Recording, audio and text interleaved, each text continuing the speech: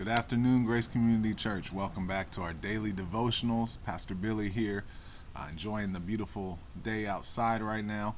Hope you guys are having a good start to your week. Happy Monday if you're watching this on Monday. And we are continuing through the Gospel of John. John chapter 11 right now we are in, and we are getting ready to see one of the most miraculous things that Jesus did in his time here on earth, one of his greatest miracles. And the next few days we're going to be looking at John chapter 11. We're going to go through it and break it down a little bit, what's happening here, because there's so many things that happen here in the story of Lazarus and his death. And obviously, as many of us know, him coming back to life as well, Jesus raising him from the dead. So we're going to look John chapter 11, verse 1. We're going to start reading today. Now a man named Lazarus was sick. He was from Bethany, the village of Mary and her sister Martha. This Mary, whose brother Lazarus now lay sick, was the same one who poured perfume on the Lord and wiped his feet with her hair. So the sisters sent word to Jesus, "Lord, the one you love is sick." When he heard this, Jesus said, "This sickness will not end in death. No, it is for God's glory, so that God's Son may be glorified through it."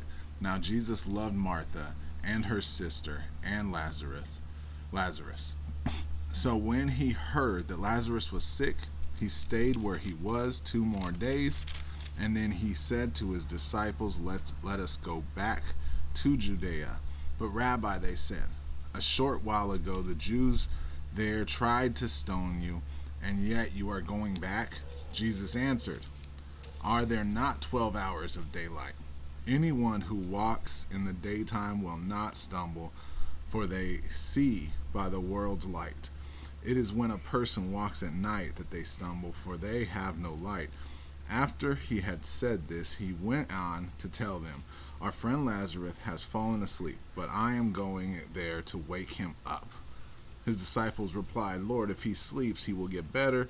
Jesus had been speaking of his death, but his disciples thought he meant natural sleep. So then he told them plainly, Lazarus is dead, and for your sake I am glad I was not there, so that you may believe. But let us go to him. Then Thomas, also known as Didymus, said to the rest of the disciples, let us also go, that we may die with him.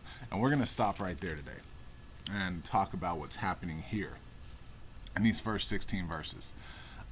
So Jesus, he finds out Lazarus is sick, and it's Lazarus was probably a close friend to Jesus, because of the way he was told. That they said that his sisters Mary and Martha send word to Jesus, say, Lord, the one you love is sick. And so Lazarus probably had a close relationship to Jesus, maybe one of his disciples, not the 12, but someone who knew Jesus very well.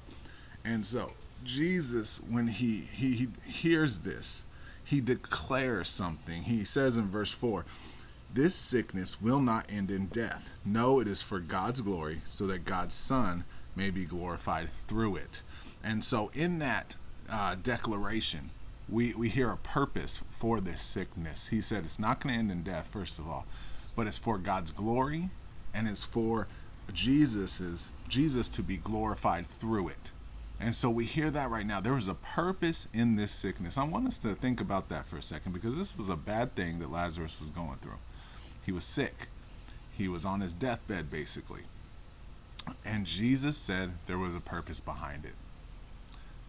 That's something to remember, that not everything with a purpose looks nice and pretty. Sometimes the things that have the most purpose are come through difficulties, come through hard things, come through things we may not like. And so this is an example of that. There was a purpose in this sickness. And so Jesus, the interesting thing, he's told about this. We know he has a relationship with Lazarus, but he doesn't leave right away. Instead, the Bible says that he waited 2 more days. He waits 2 more days after he's told. And then he says to the disciples, okay, let's go back to Judea. And the disciples were like, wait, hold on, remember you left there, and the Jews there were trying to stone you. Do you not remember that, Jesus?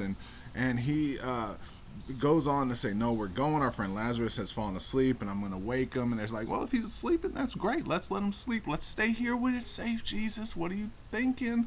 They want to stone you there. They don't like you there. And they are talking to him, and there's this confusion that's going on. They don't understand. And Jesus finally says, no, listen, Lazarus is dead. And then he tells them a second purpose to this sickness once again. There's a second purpose in it. And that is that, that others would believe. He said in verse 14, he said, Lazarus is dead. No, 15.